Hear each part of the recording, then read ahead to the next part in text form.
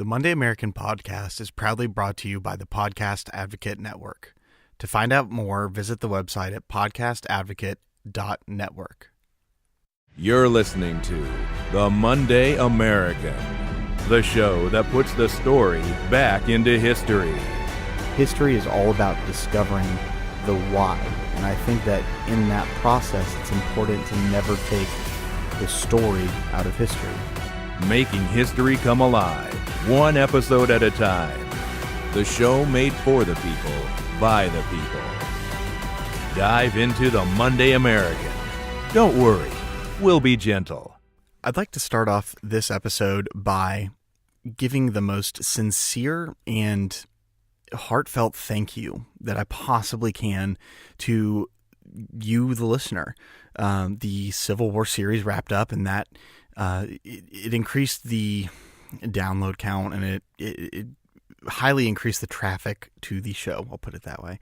And that would not have been possible without you guys sharing links and spreading the word and just supporting the podcast. And the entire reason I do it is for you guys. It's for the listeners. It's to know that someone is getting more interested in history, and they're learning more about history in one way or the other. And I just want to say to all of you, thank you from the bottom of my heart. And I'll mention specifically the name of Angie Colander. She is a fan of the show who reached out on Twitter, and you all should know that I have a very low social media presence because I just don't focus on it that hard at all. And she just tweeted out to the show that she was, I think it said she was in heaven when she found it. And I mean, that picked up the rest of my entire day just from that. So a very special thank you to Angie Colander. She is a fan of the show. She's a friend of the show. And I'll start doing this more often because it might seem unappreciative if I don't acknowledge some of the praise that comes in. And I want to make sure that I don't seem as prideful as I'm sure I sound. So very special thank you to Angie. And also, I'd like to say thank you to the podcast by the title of The Amazing Nerd Show. They are just a show on Twitter that I don't believe I've ever had any contact with in person or in any form, really. I don't even think I've ever kind of shared any of their links or anything like that. And the other day, I shot out a tweet to kind of promote this series, and they immediately liked it and retweeted it, and that gets exposed to a ton of people. And I've never asked them to do that. I started realizing, I looked back, they have liked and retweeted just about every single one of my promotional tweets, and I'm not going to let that go without a very serious thank you. So stay tuned at the end of this episode, and I will have a trailer for them. Go check them out. It is the Amazing Nerd Show podcast. What you're about to listen to is part 1 of the Vietnam War series. Now, when I finished up the last series, I was at a bit of a standstill as far as where to go from there. My initial concern was that if I continued doing all these series, eventually, I'd run out of series to do. So I went to Twitter and ran a poll to see what you guys wanted. And overwhelmingly, when given the choice of a single episode on a single topic or part 1 of a new series, the poll was overwhelmingly in favor of a new series. So here we are. Now, I was not sure of what series to do initially. I actually even recorded, I think, two whole episodes, not quite whole episodes, but of different topics, which I ended up just scrubbing and saving them for later, or just getting rid of the recordings. I wasn't happy with them. And then it kind of dawned on me as I was going through trying to just re-listen to what I'd already done, and I heard the last section in the Civil War Part 5, and I realized it ties in so oddly perfectly with the Vietnam War. When Robert E. Lee was confronted with the decision to either surrender or retreat into the woods and wage guerrilla warfare, he had to understand what he was going to do based on which decision he chose. He knew that guerrilla warfare would be a gruesome and exhausting to fight against army, and a guerrilla army can last indefinitely as long as they have the right supplies, and they almost always do. And he knew that in 1865, that it would be almost impossible to beat, and it would nearly drive the land and country apart again. So it dawned on me, and the question I just jumped into my mind was, why did we go into Vietnam less than 100 years after that? The official start of the war was in 1954. Robert E. Lee in 1865 knew all the perils of guerrilla warfare. It's a really fascinating thing to look back at history on. And it's a war that teaches us a little bit more about the wars after it. So the aim of this series is to, obviously, first and foremost, tell the story of the Vietnam War through the people who experienced it and through their eyes. But also, we're going to look back at the Vietnam War and see what we could have done differently and see how it affected our decisions later on. So I hope you enjoy part 1 of the Vietnam War. I'm pretty sure that this is something I've said every single time I've started a new series, but when you look at the Vietnam War, it is so difficult, so difficult to figure out just where the war started. As with any event in history, there's always background and context that lead up to the event, and you just have to pick a spot and go from there. So for our intents and purposes, for this episode, we are going to go back into the post-World War II world and the post-Japanese Imperial Army occupation of the South China Sea, and that is where we will pick up part 1, where the dominoes begin to fall. The first character we meet in this long, drawn-out story of characters, I guess you could say, is Ho Chi Minh. And let me go ahead and say now that I'm sorry in advance for the butchery that I am sure I will do with some of the pronunciations of these Vietnamese names in towns and cities and places. I am going to try my best, but I already know that I will not have an easy time with it. So you may take it as comedic, or you may get mad at me. It won't change a thing. I'm going to butcher these names. I'm sorry. Ho Chi Minh proclaimed the independence of Vietnam from French rule on September 2nd of 1945. And when he made that proclamation, he borrowed liberally from Thomas Jefferson. He opened up with the words, quote, "We hold these truths to be self-evident, that all men are created equal." During independence celebrations in Hanoi and later in the day, American warplanes flew over the city. U.S. Army officers were standing by, reviewing the stand, and a Vietnamese band played the Star-Spangled Banner. Towards the end of the festivities, Vo Nguyen Giap spoke warmly of Vietnam's particularly intimate relations with the United States, something he noted by saying, quote, "which it is a pleasant duty to dwell upon." The prominent role played by Americans at the birth of modern Vietnam, in retrospect, it's one of history's most bitter ironies.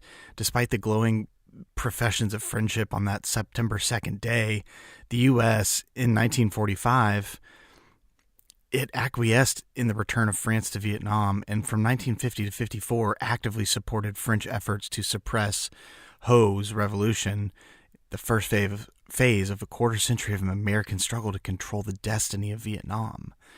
And that really was about the end of our good graces with the Vietnamese, and Ho Chi Minh especially. The August Revolution of 1945, it was the most celebrated event in the modern Vietnamese history. It marked another milestone in their century-old struggle against foreign domination. For roughly 1,000 years, the land of Nam Viet, as they call it, they had been bordering their northern neighbors of China, and for the better part of a millennium, they were fiercely resisting the rule of not only China, but any other force that came in. Now, it's important to understand this, because when you look at our involvement there, we came in, they had been fighting for thousands of years against foreign dictators. We were just one more dictator they had to fight against, and that's something we just didn't factor in when we went into Vietnam. Now, although they were a group of people in the same area, their expansion to the south, it forms as important a part of Vietnamese heritage as the resistance to their northern invaders. Following the defeat of the Mongols, they moved southward against the kingdom of Champa, and after nearly 200 years of fighting, they destroyed the capital of Indrapura. And when I say they're a group of peoples, their biggest issue was that national unity was always a fragile matter, and they basically existed in a state of civil war until the late 19th century when the French nation imposed a form of order through colonization. The Vietnamese resisted the French imperialism as persistently as they had with the Chinese. French colonial policies had transformed, though, the Vietnamese economic and social systems after a while, and it gave rise to an urban middle class and a proletariat, and an exploitation of the country and its people stimulated more radical revolutionary activity. In 1930, this is when things began to heat up. A nationalist party headed by urban intellectuals launched the abortive Yen Bay Revolt in northern Vietnam, while peasant and worker rebellions backed by the communists erupted through the central part of the country. The French brutally suppressed the latter, jailing as many as 10,000 dissidents and even using aircraft to drop bombs on demonstrators. The Revolution of 1945 was in many ways the personal creation of the charismatic patriot and revolutionary agitator Ho Chi Minh. When the Paris Peace Conference, ending World War I, rejected his petition for the democratic reforms for Vietnam, he became a founding member of the French Communist Party. In 1930, he organized the Indochinese Communist Party. He was a frail and a gentle man who radiated warmth and serenity. He was also a tireless worker, a master organizer, and a determined revolutionary. In the words of one of his associates, he was, quote, a fiery stallion. When Hitler conquered France in 1940 and Japan began to establish control over Vietnam, Ho returned to his homeland and established headquarters in the caves near the Chinese border by a mountain he named Karl Marx and a river that he named Lenin. He founded the Viet Minh, which was a political organization that conceived the strategy that would eventually drive the French from Vietnam. He and other communists who constituted the Viet Minh leadership, they skillfully tapped the deep reservoir of Vietnamese nationalism. They muted their commitment to social revolution and adopting a broad platform stressed independence and democratic, which is a loose term for democratic, reforms. Displaying an organization and discipline far superior to competing nationalist groups, many of which spent as much time fighting each other as the French. The Viet Minh early on established itself as the voice of the Vietnamese nationalism and the movement. And folks, I am sorry if it feels like I'm rushing through this background info. I'm just trying to make sure I don't drag this episode out too long, and I need to ensure that the context is given for exactly how Vietnam even came to be.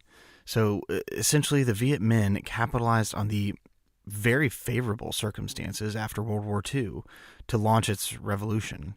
The Japanese had permitted the French colonial authorities to retain nominal power throughout most of the war, but the ease with which Japan had established its position discredited the French in the eyes of the Vietnamese. The hardships imposed by the Japanese and their French puppets, along with a devastating famine, it fanned discontent among the people.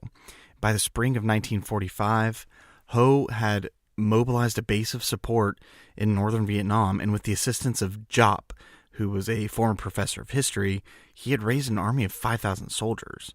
And after the Japanese deposed the French puppet government in 1945, the Viet Minh, with limited assistance from a U.S. Office of Strategic Services, which is the OSS, which is the precursor to the CIA, they began systematic harassment of their new colonial masters as they saw them. Japan surrendered in August of 1945. The Viet Minh opportunistically filled the vacuum that had been opened, occupying government headquarters in Hanoi, wearing the faded khaki suit and rubber sandals that would become his trademark. Ho Chi Minh stood before cheering throngs on September 2nd and proclaimed the independence of his country, where I already mentioned he used the words of Thomas Jefferson so ironically. Now, so far, there shouldn't be any real alarm bells ringing for you. You should just be hearing the story of a country trying to gain its independence. The real hitch gets thrown into the plan when, after World War II, France decides, And if you have heard any of my World War II or other episodes, you will know I'm not particularly fond of the French involvement in world history, and this is another glowing example of their ignorance and their entire lack of wherewithal or planning or common sense at all, period. But I digress. So the French decided that they wanted their pre-war colonial interests back under their control, and they were determined to do whatever was necessary to do that. So if Ho Chi Minh thought that it was going to be easy, he would have been sorely mistaken. And I think it's so fascinating to think that this was a time where people still didn't view people as people. I mean, after World War II, you'd think France would be licking its wounds and trying to repair the nation that got torn apart. But immediately, and this is at the conference in Yalta before the war was even over, they wanted Vietnam back under their control. It's just an interesting time of history. So they eventually tried to negotiate back and forth between France and the Viet Minh. It just didn't work out, though. And eventually, fighting broke out in Haiphong in November of 1946. A French warship ended up shelling that city and killed about 6,000 civilians and essentially set off the war that, in one way or another, would last for nearly the next 30 years. The French went to war in 1946 confident of victory, but Ho Chi Minh, he predicted the nature and the outcome of the conflict much more accurately than the French saw it, and really the U.S. should have been wise to take his words here. He said, quote, "If the tiger," talking about the Viet Minh, "pauses, the elephant," talking about France, "will impale him on the mighty tusks, but the tiger will not pause, and the elephant will die of exhaustion and loss of blood." The Viet Minh retreated into the countryside, evading major engagements. They mobilized popular support and harassed French outposts. France held the major towns and cities, but a series of unsuccessful and very costly offensives and relentless hit-and-run raids by the Viet Minh guerrillas placed a growing strain on French personnel and resources, and in time produced a considerable amount of war weariness back in French home. Now, as much as I would like to just blame the whole thing on the French, that would be just completely unfair and not nice of me, but I never claimed to be nice. So for a time during World War II, the U.S. actively opposed the return of Indochina, as it was known, the whole area, Cambodia, Laos, Vietnam, to France, and some U.S. officials perceived the growth of nationalism in Vietnam and feared that a French attempt to regain control of its colony might provoke a very long and bloody war, bringing instability to an area of economic and strategic significance. But among all the reports in America, President Franklin D. Roosevelt seemed instinctively to have recognized that colonialism was doomed and that the U.S. should identify with the forces of nationalism in Asia. He profoundly disliked France and its leader, Charles de Gaulle, and he regarded the French as, quote, poor colonizers who had, quote, badly mismanaged Indochina and exploited its people.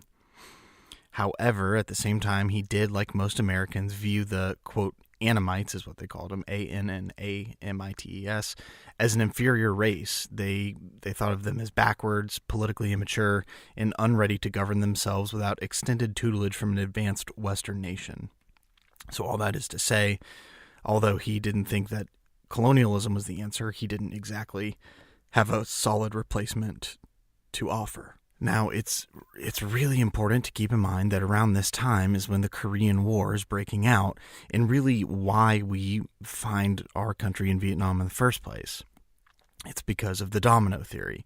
And if you haven't heard of the domino theory, it's this simple assumption that if one nation falls to communism, the rest around it will fall like dominoes.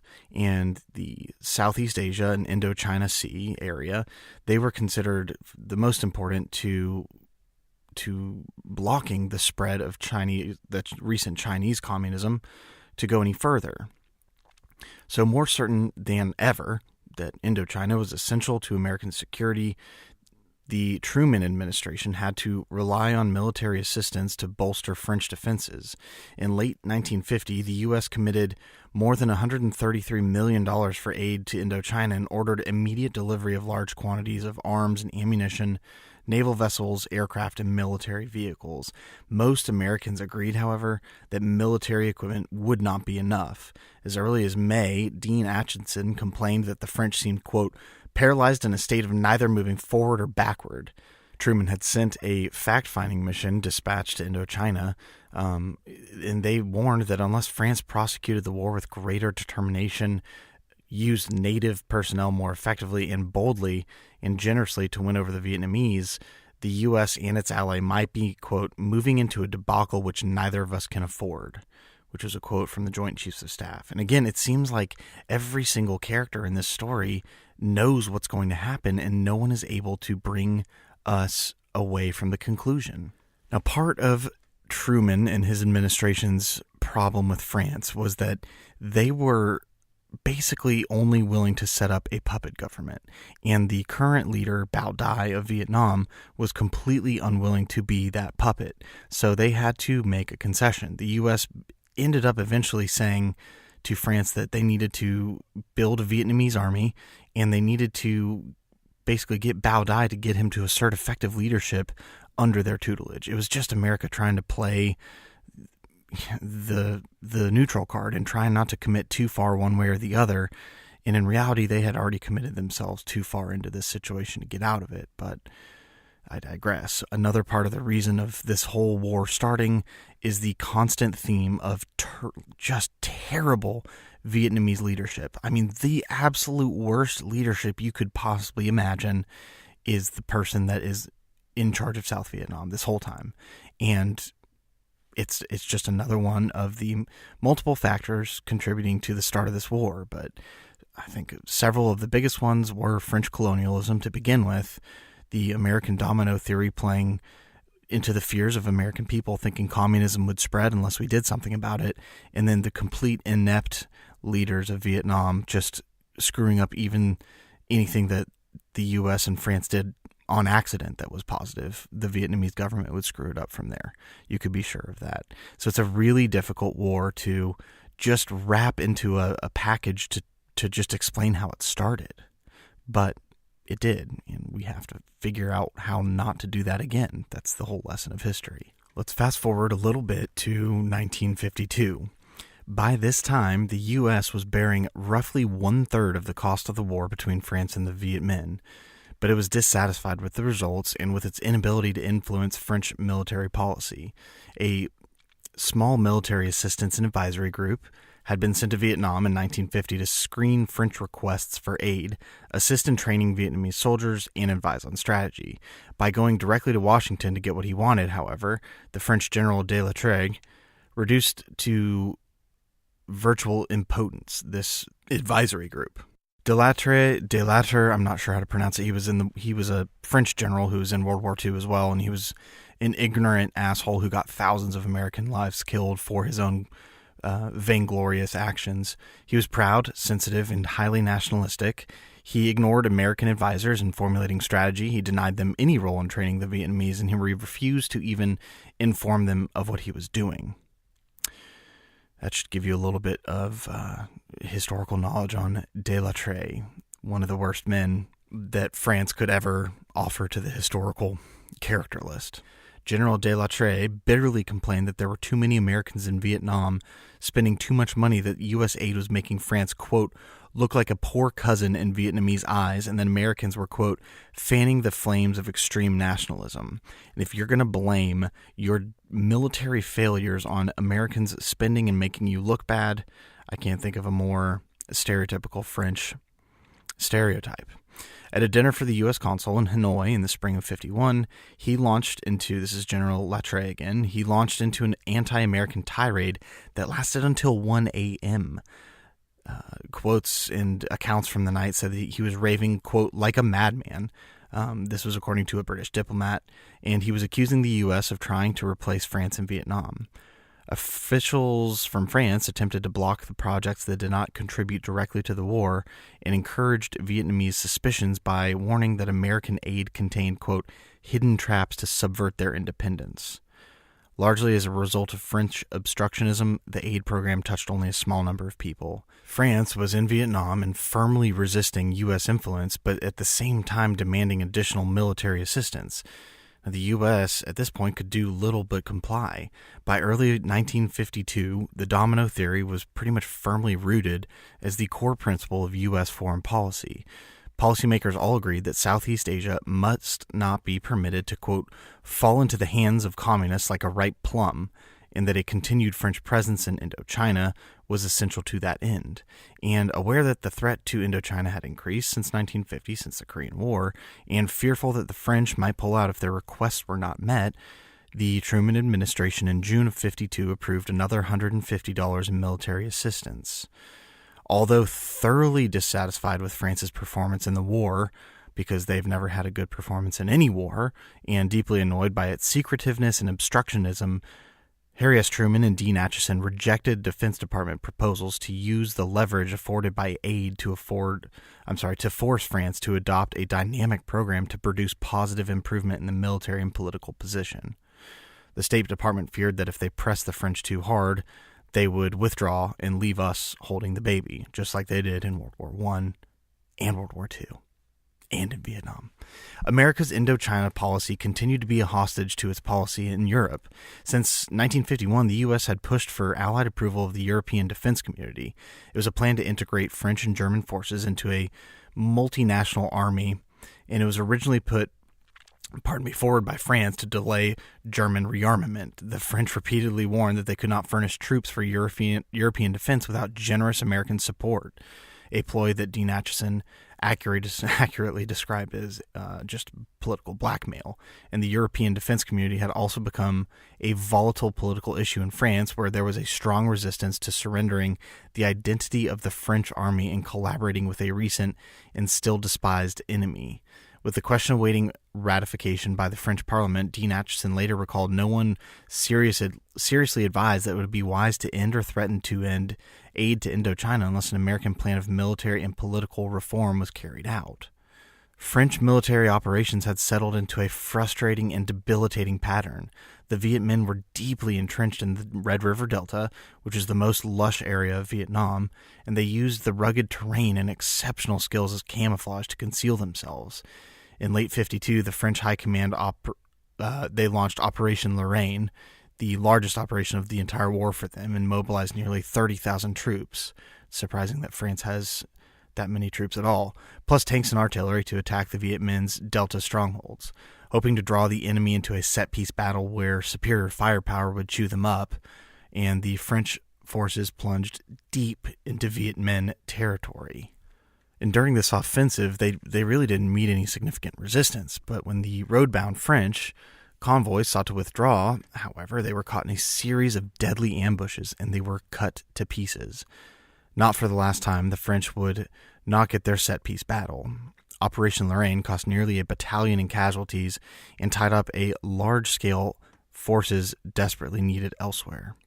The French were fearful of their nation's growing dependence on the U.S. and aware that victory would require pretty much an all-out effort, and in late 52, some of the French political leaders outside of the Communist Party began for the first time to recommend withdrawal from Indochina. Dean Acheson warned the incoming administration that the, quote, real problem was the French will to carry on the war. But for the administration following Truman, the ability to carry out a war was something already well proven. The Republican administration of Dwight D. Eisenhower accepted without modification the principles of the Indochina policy bequeathed by them, the Democrats. Eisenhower and his Secretary of State, John Foster Dulles, agreed that Ho Chi Minh was an instrument of international communism and that the fall of Indochina would cause the loss of all Southeast Asia. And they also thought it would come with disastrous political, economic, and strategic consequences for the U.S. In the campaign of 1952, the Republicans had attacked the Democrats for failing to halt the advance of communism, and they were even more determined than their predecessors to prevent the fall of Vietnam. While vowing to wage the Cold War vigorously, Eisenhower and Dulles had also promised cuts in defense spending, and their New Look defense policy called for sharp reductions in the American ground forces. They were even more reluctant than Truman and Acheson to commit American combat troops to Southeast Asia, and they agreed that France must continue to bear the burden. The changes introduced by the Republicans were changes of mood and tactics rather than substance, as would so often happen during this long history of American involvement in Vietnam. A new administration came into office confident that new methods or the more persistent application of old ones could reverse a deteriorating situation. Rob McClintock insisted that the United States should refuse to pay the bill unless French stopped, quote, sitting in their Beauguest forts on champagne cases. The U.S. Army had achieved success in Korea by training South Korean troops in employing aggressive offensive tactics.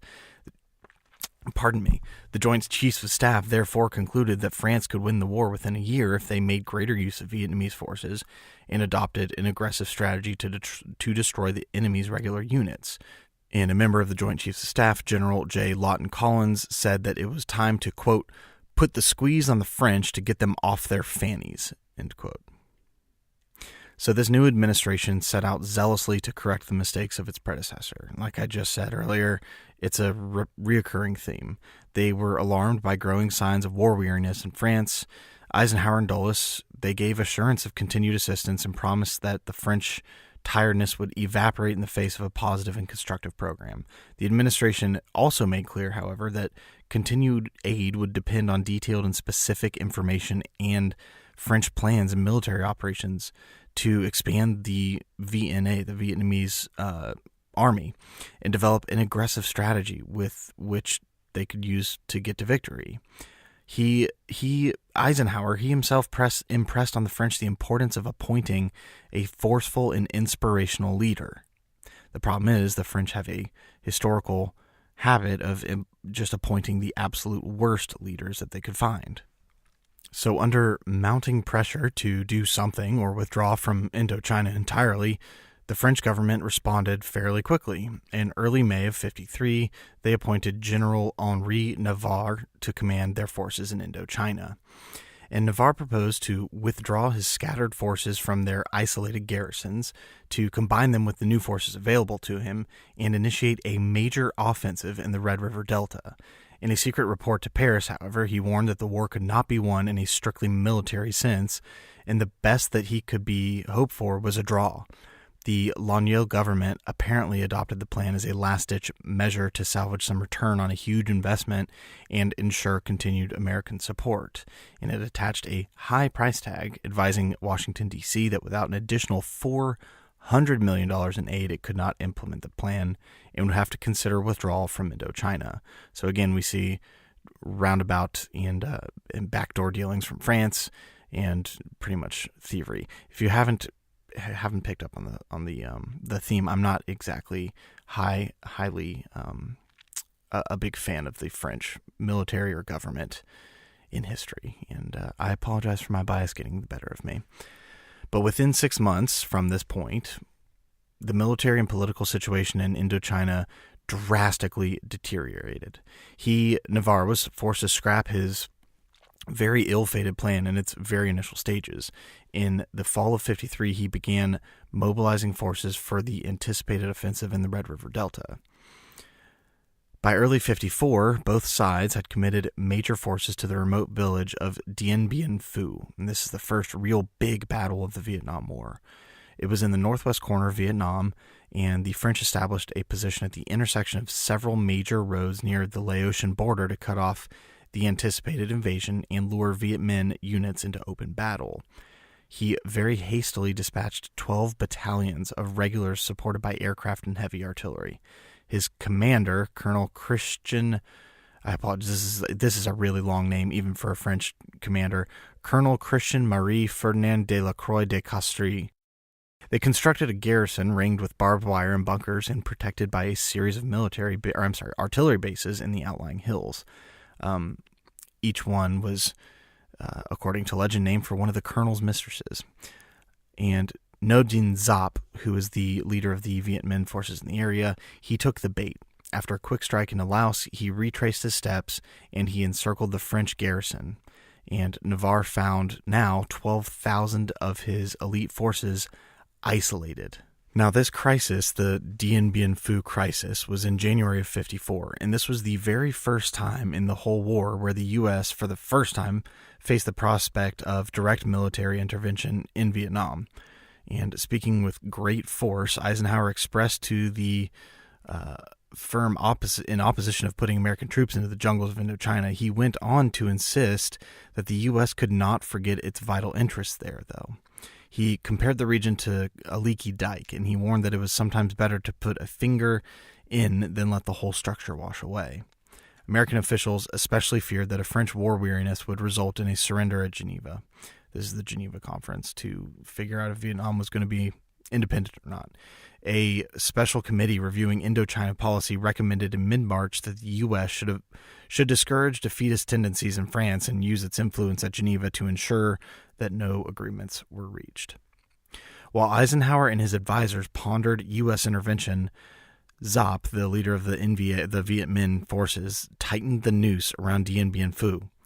In one of the most spectacular logistical feats in the history of warfare, period, the Viet Minh moved an army of 50,000 into the hills around the French fortress. Thousands of porters, including a, quote, long-haired army of women, moved tons of equipment and supplies over the 100 miles of rugged trails from staging areas near the Chinese border to Dien Bien Phu. On March 13th, the Viet Minh launched the first all-out attack and within 24 hours seized outposts Gabrielle and Beatrice. American and French experts had predicted that it would be impossible to get artillery up to the high ground surrounding the garrison, but in a theme that's so reoccurring throughout this entire story, the Viet Minh formed human anthills, carrying disassembled weapons up piece by piece and then reassembling them. And they camouflaged them so effectively that they were impervious to artillery and strafing. The heavy guns quickly knocked out the airfield around Dien Bien Phu, making resupply impossible except by parachute drop, and it left the garrison of 12,000 soldiers isolated and vulnerable. Now, this spectacular Viet Minh success at Dien Bien Phu, it raised the prospect of U.S. immediate intervention. During a visit to Washington in late March, the French Chief of Staff, General Paul E. Lee, still estimated a 50-50 chance of success. No one really believed him, and he merely requested the transfer of additional American aircraft to be used for the French Air Force for attacks on Viet Minh lines around the fortress. Now, this involvement of American aircraft with American civilian pilots under French contract, I mean, it was a shoddy way to hide direct involvement because we were afraid of a all-out hot war with Russia instead of a Cold War. It would have been a new step in the whole arming phase and American involvement in Vietnam. And most of Eisenhower's top military advisors raised some serious objections to air intervention at Dien Bien Phu. Some questioned whether an airstrike would relieve the siege without destroying the fortress itself. Others wondered whether the intervention could be kept limited, as if we would be able to hold ourselves back from going any further. One Defense Department analyst warned, quote, "You cannot go over Niagara Falls in a barrel only slightly." And among the entire Joint Chiefs of Staff, only the Air Force General Nathan F. Twining approved the proposal, and everyone else disagreed. So General Dwight Eisenhower found himself at an odd type of crossroads. He was sure that Dien Bien Phu was going to fall, but he didn't want to escalate involvement to a point where we couldn't get back. And what he and Dulles came up with was essentially an idea of a concert of nations joining together, just like Korea was a joint operation with several different countries. And in that way, Eisenhower assumed that the American involvement would not be seen as encroaching on France, and it wouldn't single out the negative feelings of the people, but it would also save Dien Bien Phu from complete annihilation. From this point on, the U.S. was willing to intervene in Indochina, but only on condition that France resist a negotiated settlement at Geneva, agree to remain in Indochina and fight indefinitely, concede to its ally a greater role in planning strategy and training indigenous forces, and accept Vietnamese demands for complete independence. The French, meanwhile, insisted that Vietnam must retain ties with the French Union. They wanted nothing more than an airstrike to relieve the siege of Dien Bien Phu. They opposed internationalization of the war, which would undermine their prestige as they saw it in Indochina and remove control from their hands. Eisenhower ended up blaming the French for their present plight. They had used, quote, in Eisenhower's words, weasel words and promising independence, he wrote to a friend of his, end quote, and through this reason, as much as anything else, have suffered reverses that have been inexcusable. And he refused to consider intervention on France's terms. The French, quote, want us to come in as junior partners and provide materials and etc., while they themselves retain authority in that region, and I will not go along with them on any such notion. Congressional opposition reinforced his administration's determination to avoid unilateral intervention. In a speech that won praise from both sides of the aisle, Senator at the time, John F. Kennedy, was a Democrat from Massachusetts, warned that no amount of military aid could conquer, quote, an enemy of the people which has the support and covert appeal of the people. Victory could not be attained in Indochina as long as France remained present. And when a, quote, high administration source, which was later identified as Vice President Richard M. Nixon, remarked off the record that if the United Action failed, the U.S. might have to act alone, the reaction was immediate and strong. I included that whole portion right there just because the three people that are quoted in that just brief little paragraph that I just read off to you are the three people that pretty much decided the fate of this war. And I mean, you're missing LBJ, but you have Eisenhower, JFK, and Nixon. And Nixon, by far, was the worst. He extended the war just to become president, but we'll get there. And so Dien Bien Phu became the turning point of the entire culture of this war. Until then, it was more of a just total guerrilla warfare. But at Dien Bien Phu, we saw massive amounts of Viet Minh army and soldiers and troops and materiel moving like a real army moves. It was also the first time in modern warfare history in which a guerrilla war saw these tiny colonial peoples defeating a large world power military on its own terms. And again, that should be a forewarning to anyone who is considering ramping up our involvement. But history, hindsight's always 20/20. You have to put yourself in the shoes of those who were living it at the time. So we fast forward to a speech in 1956 where Senator John F. Kennedy spoke about Vietnam and said, quote, the fundamental tenets of this nation's foreign policy depend in considerable measure upon a strong and free Vietnamese nation.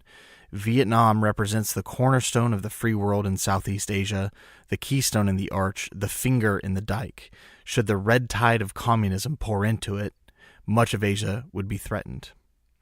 JFK saw Vietnam's economy as essential to the economy of Southeast Asia, and he went on to say in that speech that the political liberty was an inspiration to those seeking to obtain or maintain their liberty in all parts of Asia and indeed the world. The U.S. had special obligations to Vietnam that extended beyond mere considerations of national interest, and JFK stressed in the conclusion of that speech, he said, quote, it is our offspring. We cannot abandon it. We cannot ignore its needs. Kennedy was addressing the American Friends of Vietnam, which is a group in America, and he may have been indulging in an after-dinner hyperbole, but his speech perfectly summed up the rationale of American policy in South Vietnam in the 50s. It touched on the pivotal role played by the U.S. at its birth and highlighted the importance it came to assume. Certain that its fall to communism would lead to the loss of all of Southeast Asia, the Eisenhower administration, after the Geneva Accords, or the peace meetings at Geneva, set out to create in the southern part of the country a nation that would stand as a bulwark against communist expansion and serve as a proving ground for democracy in Asia. They just couldn't quite figure out where that bulwark would be. After the conference in Geneva, the country of Vietnam was split on the 17th parallel. In southern Vietnam, chaos reigned. The colonial economy depended entirely on exports of rice and rubber to finance essential imports. It had been devastated by almost 14 years of war, and it was held together by an enormous French military expenditure that would pretty much be gone in the near future.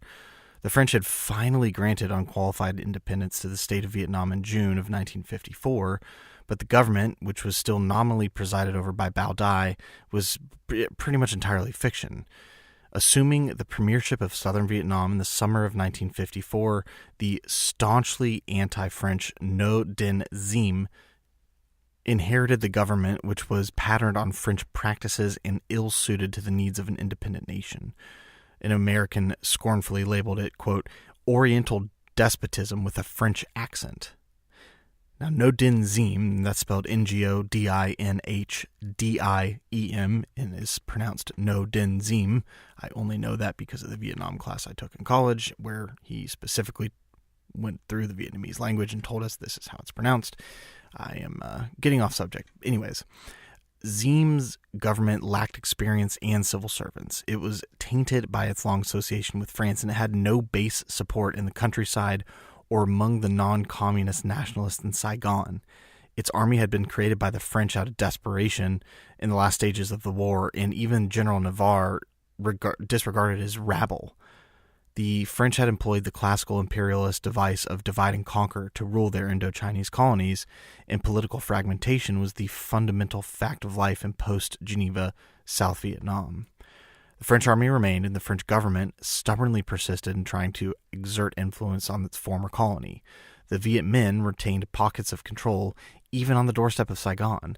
The so-called sects, the SECTS, political religious organizations within their own government and armies, they ruled the Mekong Delta in the suburbs of Saigon as their private fiefdoms.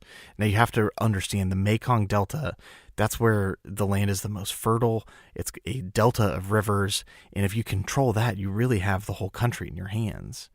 Viewing a mass immigration from North Vietnam as a possible means of tipping the political balance towards the South, and perhaps even winning the elections, the French and Americans actively encouraged Northerners to cross the 17th parallel. And within weeks after Geneva, Northern Catholics began pouring into a predominantly Buddhist South Vietnam at the rate of 7,000 people a day, which just added a whole new side of religious and ethnic tensions to a already hostile mix of politics and nations. It was too much in one small place. Some U.S. officials issued a stern warning about the pitfalls of nation building in South Vietnam. A national intelligence estimate of August of 1954 admonished that even with solid support from the U.S., the chances of establishing a strong, stable government were poor.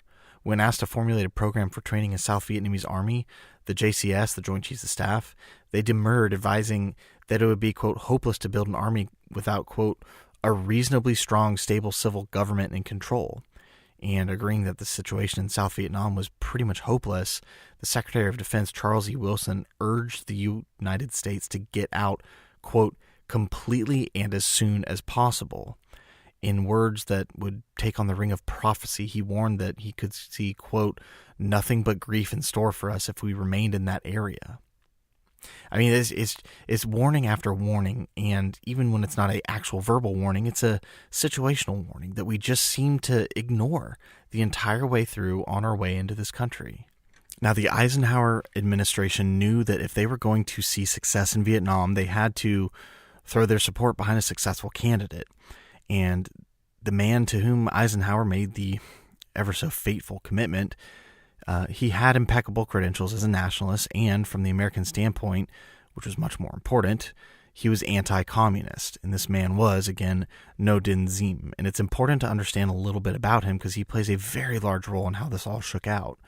He was one of 9 children. He was an official at the Imperial Court of Hue. He attended a French Catholic school and a school of public administration in Hanoi, and he finished at the top of his class. He was a staunch opponent of communism before he became a Vietnamese nationalist. As a village supervisor in central Vietnam, he unearthed a communist-inspired uprising in 1929 and severely punished its leaders. The French rewarded him with an appointment as Minister of the Interior, which was the highest position in the government.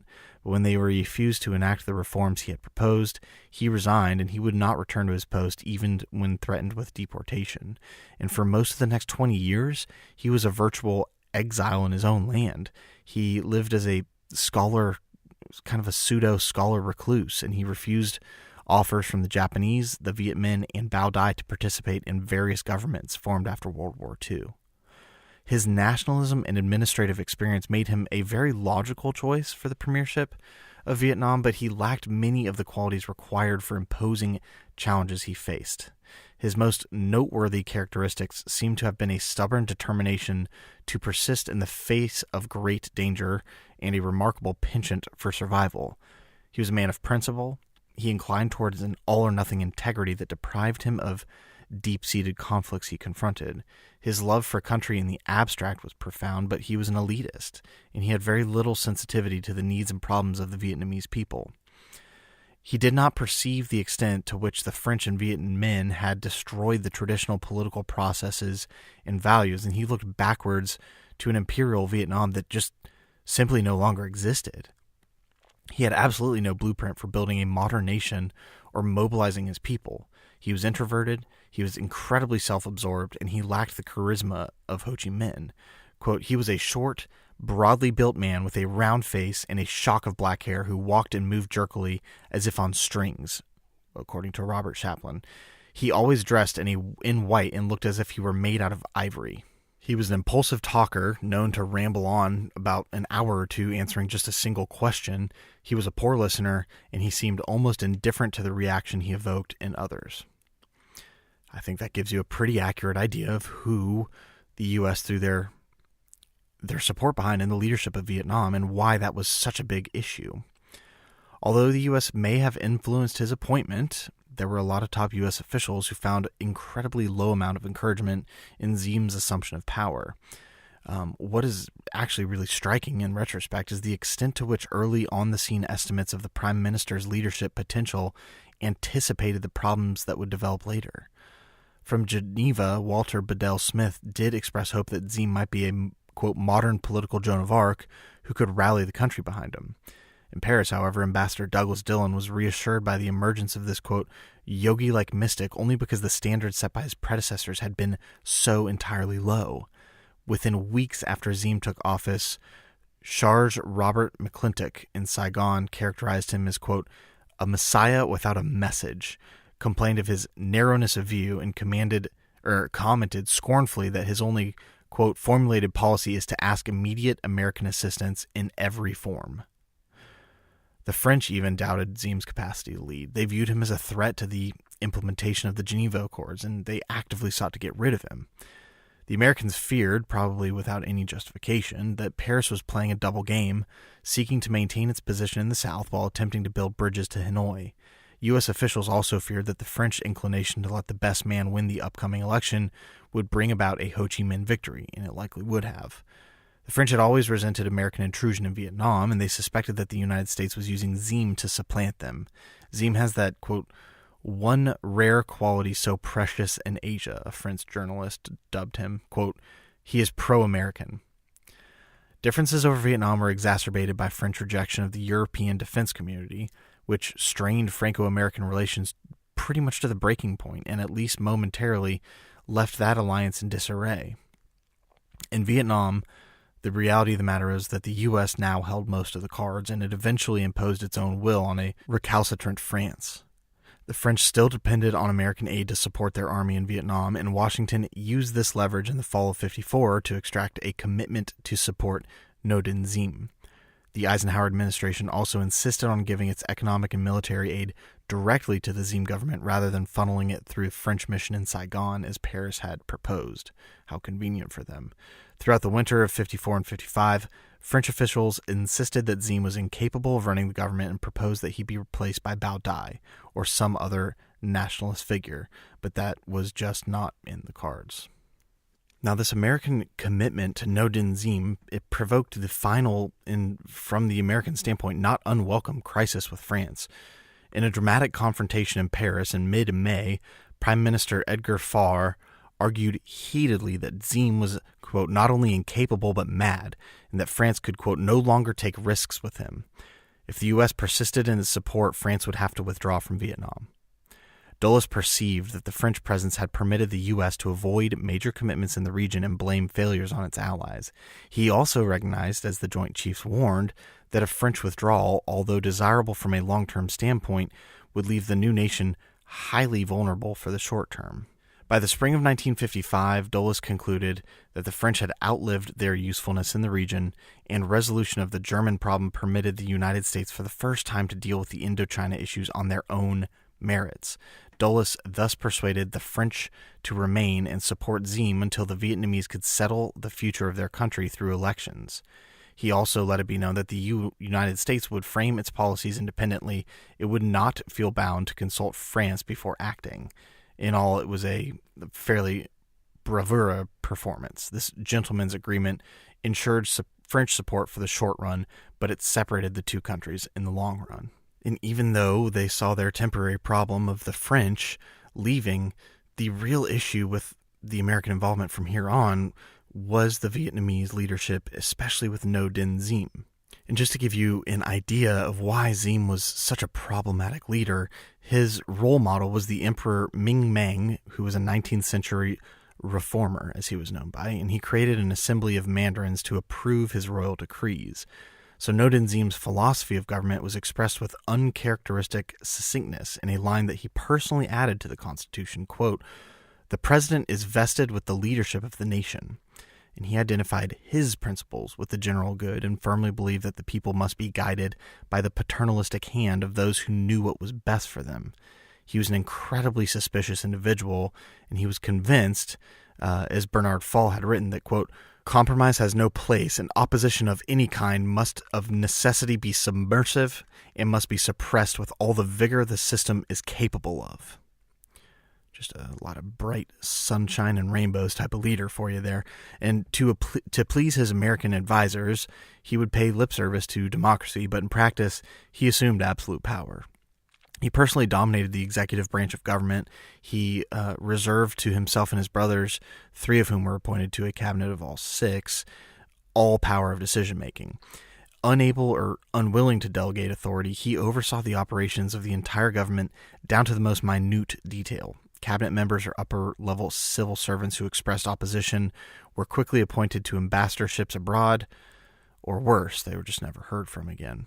The executive branch dominated the legislature, which in any case was virtually handpicked through careful manipulation of the electoral process. In the first year of its existence, the National Assembly initiated nothing important and pliantly approved everything the president submitted to it. The Diem government might have survived its authoritarianism had it pursued enlightened policies, but its inattention to the needs of the people and its flat-out ruthless suppression of dissent stirred a rising discontent that eventually brought its downfall. His policies towards villages, which is it's traditionally the backbone of Vietnamese society. It's even stronger than the backbone. It demonstrated a lack of concern or a near callous irresponsibility.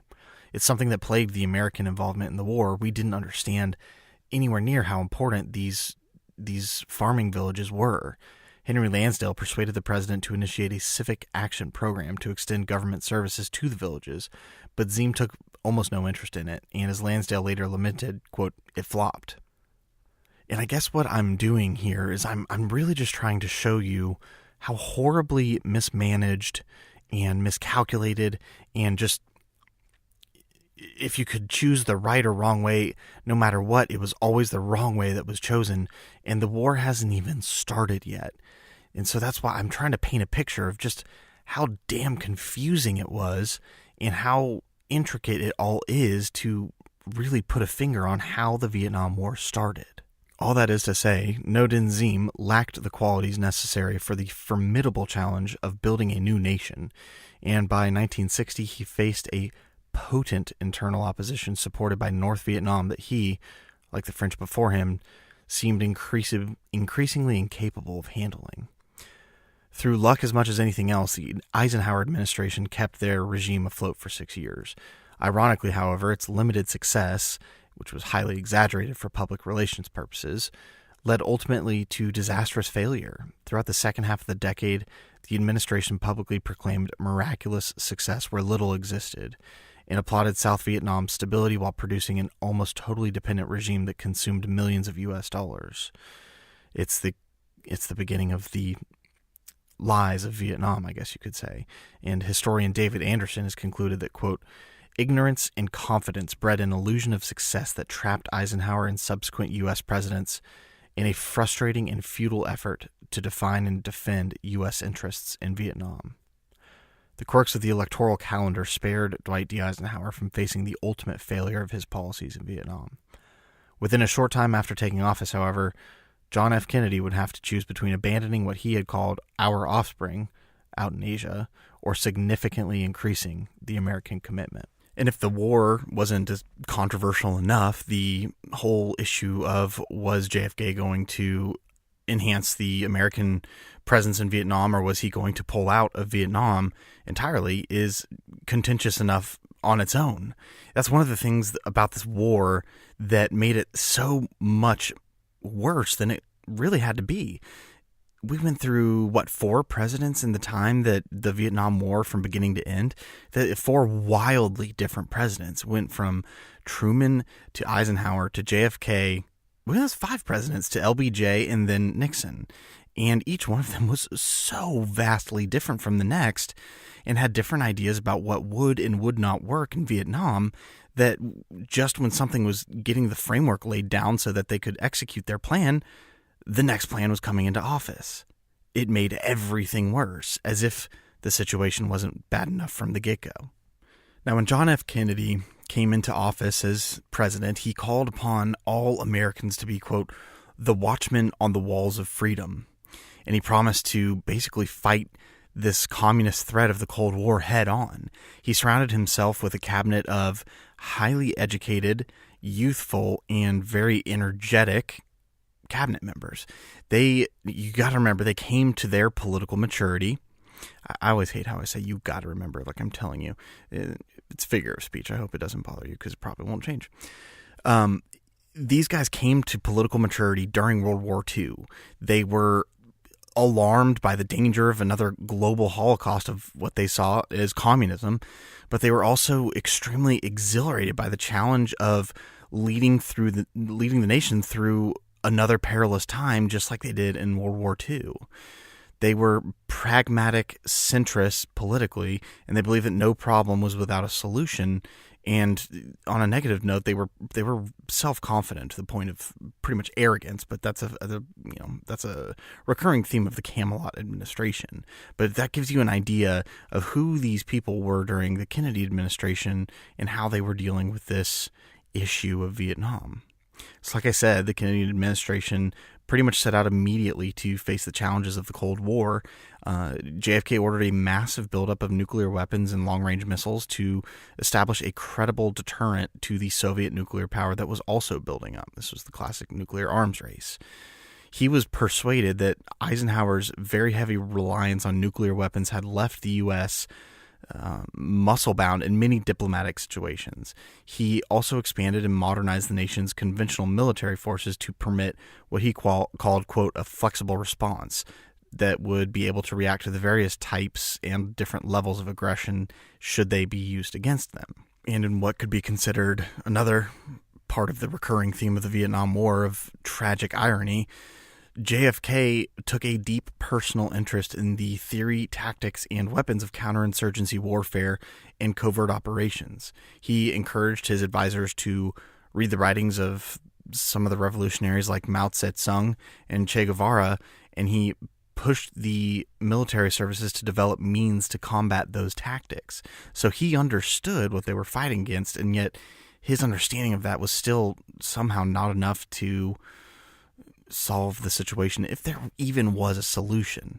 He also felt that America had to strike at the source of this disease of communism, and he pressed for the creation of economic and technical assistance programs to eliminate the conditions that communism would flourish and to channel these revolutionary forces along paths towards democracy.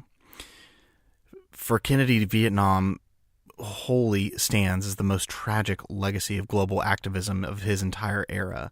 He had long taken a close personal interest in Vietnam. He even once called it the, quote, cornerstone of freedom, or the cornerstone of the free world in Southeast Asia. In his eyes and in many of his advisors' eyes, South Vietnam was a kind of a a guinea pig of America's determination to uphold its commitments in this menacing world and its capacity to meet these new challenges posed by guerrilla warfare in emerging nations. He inherited from Eisenhower an increasingly dangerous, although still limited, commitment, but he plunged deeper into the chaos. He did not eagerly take up the burden in Vietnam, to be sure, and his actions there contrast sharply with his rhetoric, which is a typical political tone. But in settling the major policy issues, he was pretty cautious rather than bold. He was hesitant more than he was decisive, and he would improvise much more than he would be coldly calculative.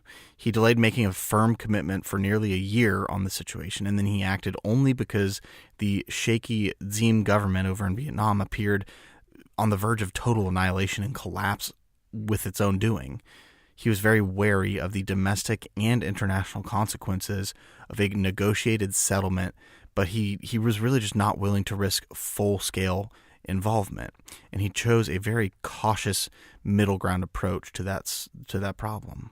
The method that JFK tried to carry out was to continually and slowly expand the role that the Americans played in the Vietnamese government, but to always keep it limited.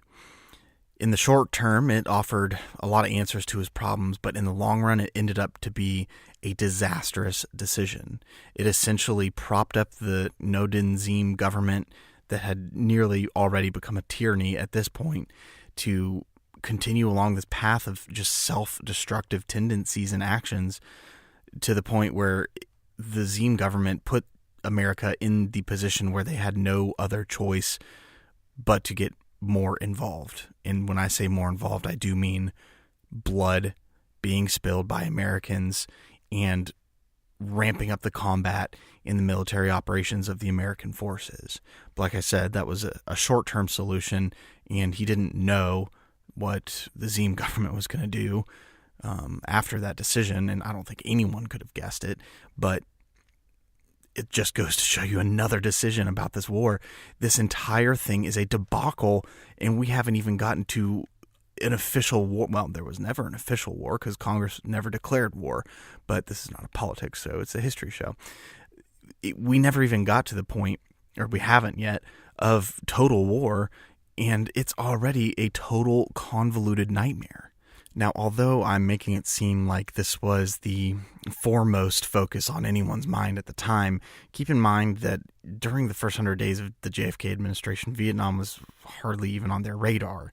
It seems like a big deal at the time, but I mean, Eisenhower did not even mention Vietnam to JFK in his final briefing to the new president coming in. So do keep in mind that sometimes history can appear more important than it was at the time. So the first 100 days weren't overly weighted with Vietnam news, but very shortly after that, Vietnam would become a much larger issue as the Cold War was ramping up. One morning, America woke up and there was news of a wall that had just been created right down the middle of Berlin. Following that, Kennedy met with Nikita Khrushchev at a conference where Kennedy said, quote, "He just beat the hell out of me." And then he said, "That son of a bitch won't pay any attention to words. He has to see you move." He sent a fact-finding mission known as the Taylor-Rostow Report to Vietnam to get to the bottom of what was going on over there so that he could make an informed decision. He was greeted with a proposal to, well, pardon my language here, but he was greeted with a proposal to either shit or get off the pot in terms of Vietnam. And although his response to this report, he was determined to appear tough, he firmly resisted the proposal to send in any more combat troops, or any at all at this point. He questioned the psychological value of the report's flood relief force, which is a cover-up for sending in troops, and he speculated fairly prophetically, as it turned out, that the commitment of some men would only lead to requests for more. He said, quote, "The troops will march in and the bands will play and the crowds will cheer. And in 4 days, everyone will have forgotten. Then we will be told we have to send in more troops. It's like taking a drink. The effect wears off and you have to take another." He was especially bothered by the prospect of direct involvement in a war whose origins were so, as he said, obscure in an area 10,000 miles away against 16,000 guerrillas with a native army of 200,000, where millions have spent for years with no success. On several occasions, he also expressed the uncertainty to his cabinet that he could even secure a congressional and allied support to wage such a war. All the decisions that JFK made in 1961, they mark another turning point in the American involvement in the Vietnam War. He was very wary of a deeper military involvement in a conflict that he suspected might not be even winnable. The president, mainly for political reasons, he refused to abandon the struggle.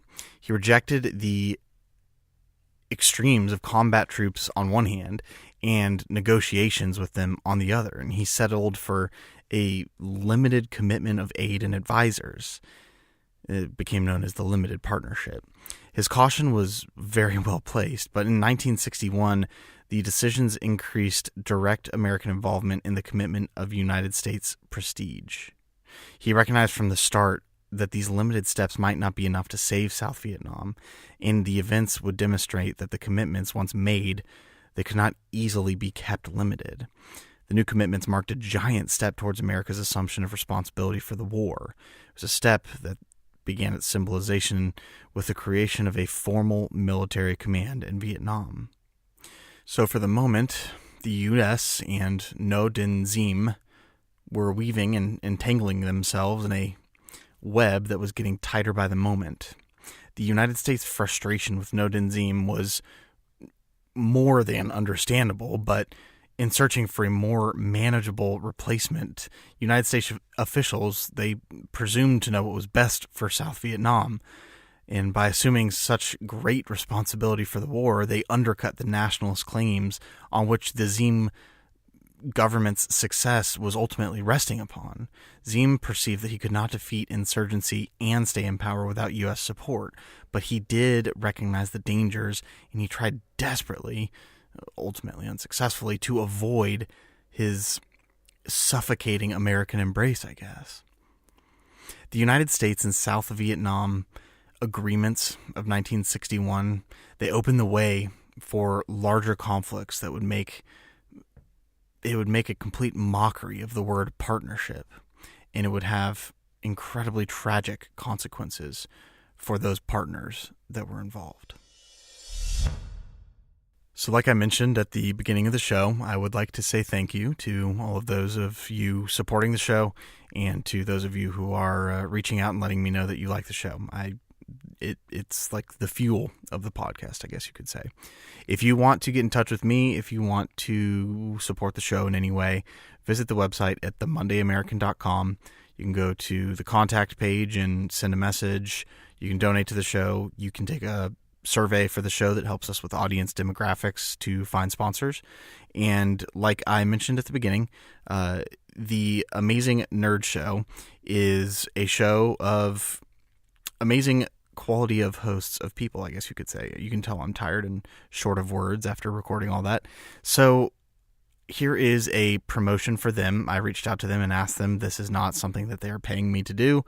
This is not something they asked me to do. I didn't know what else I could do to just say thank you to a couple guys I've never met who have helped me out tremendously by just promoting some content and ads for the show without even being asked. So please do check out the Amazing Nerd Show, and we will see you for the next episode of the Vietnam War.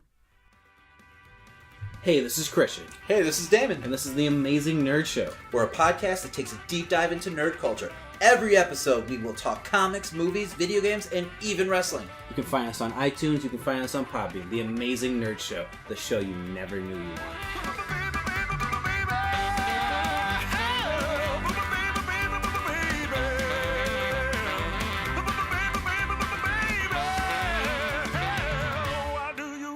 So bad.